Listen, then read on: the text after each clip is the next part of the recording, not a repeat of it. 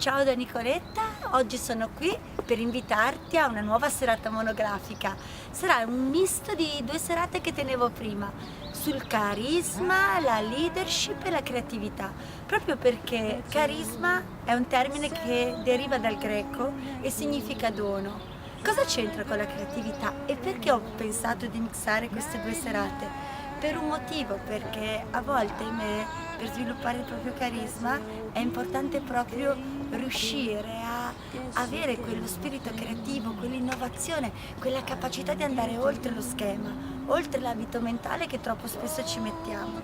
Allora ti invito proprio a questa serata sul carisma, per scoprire qual è il tuo dono, per vivere appieno il tuo dono, per riuscire a fare quel passo oltre che ti consenta di essere sempre te stesso. E da Lugano è tutto, a presto, ti aspetto a questa serata. Investirei 2 ore e mezzo del tuo tempo per crescere, evolvere e migliorare facendoti un regalo bello, perché scoprire il proprio carisma, il proprio dono è davvero un bel regalo. Da Nicoletta è tutto, davvero questa volta, ciao, alla prossima, ciao ciao!